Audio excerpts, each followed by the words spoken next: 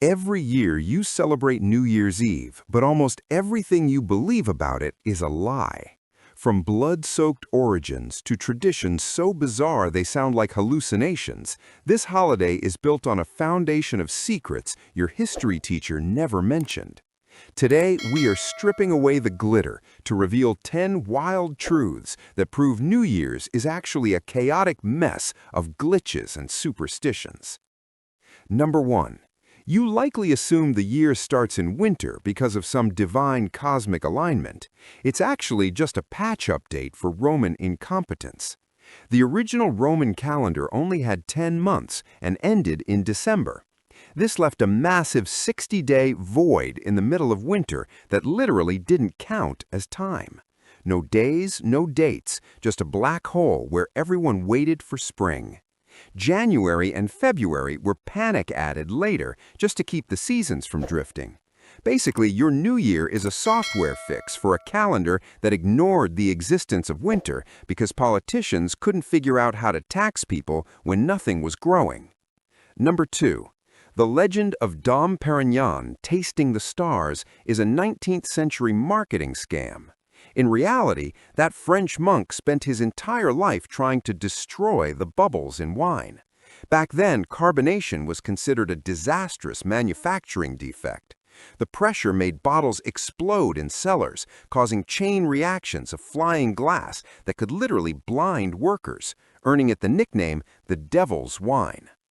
When you pop a bottle of expensive bubbly today, you are ironically paying a premium for a mistake that monks used to pray to God would stop happening so they wouldn't lose an eye while checking inventory. Number 4. That midnight kiss isn't about romance, it's a centuries-old panic drill. Ancient folklore claimed that the very first person you encountered in the new year determined your destiny for the next 12 months. If you didn't secure a kiss immediately, you were considered cursed to spend the year in cold, miserable loneliness. We've turned it into a romantic comedy trope, but deep down, you aren't kissing someone out of love. You're participating in a frantic, superstitious ritual designed to ward off the social stigma of being single. Number 5. The glitzy Times Square ball drop is literally millions of people cheering for an obsolete piece of 19th century sailing equipment. Time balls were originally ugly functional tools installed in ports so sailors could calibrate their watches without crashing into a continent. New York only adopted it because the city banned fireworks in 1907, and the organizers needed a cheap, fire-safe way to keep people looking up. We've taken a boring calibration tool used by crusty sea captains, covered it in LEDs, and convinced the world it's the height of entertainment. It's essentially counting down the new year by watching a lighthouse blink. Number 5. The New Year, New Me guilt trip is 4,000 years old, but the goals used to be much more terrifying. The ancient Babylonians invented resolutions, but they didn't promise to drink more water or hit the gym. They made solemn oaths to their gods to return borrowed farm equipment and pay off their debts. If they failed, they believed the gods would literally ruin their lives. So when you break your resolution by January 15th, you're failing a tradition that was originally about giving back your neighbor's plow so you didn't get smited by an angry deity. Number 6. You think New Year's parties are about dancing, but the original version was a government performance review involving physical assault. In ancient Babylon, the high priest would drag the king into a temple, strip him of his royal robes, and slap him across the face as hard as he possibly could. If the king cried, it was a sign the gods were happy and the crops would grow. If he didn't, everyone was doomed. Our modern habit of criticizing leaders is nothing compared to a time when national security depended on making the president weep in public. Number 7. We see Baby New Year as a cute infant in a diaper representing innocence. That is the sanitized version.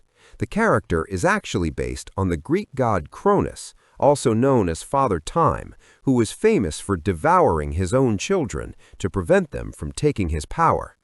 The baby isn't just being born, he's a grim reminder of mortality and the rapid march toward the grave.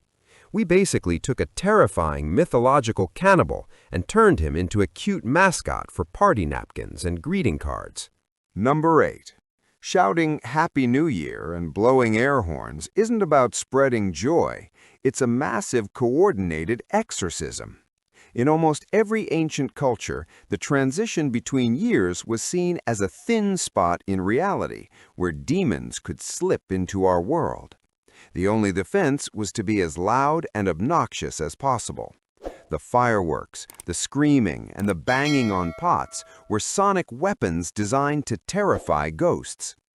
When you blow that party horn, you aren't celebrating. You're performing a primitive defensive scream to keep the devil out of your kitchen. Number 9. We've been brainwashed to think gift-giving is for Christmas.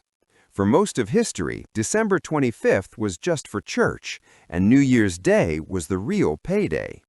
The Romans exchanged jars of honey to ensure a sweet year, and British royalty used New Year's to demand massive piles of gold and jewelry from their subjects. Queen Elizabeth I famously funded her entire wardrobe by forcing her court to give her expensive dresses on New Year's morning. It wasn't until the Victorian era that marketing shifted to December, meaning Santa Claus basically stole New Year's job and took all the credit. Number 10. Cleaning your house on January 1st is a suicidal move for your luck. According to global folklore, doing laundry on New Year's Day will wash a loved one away, a polite way of saying they might die.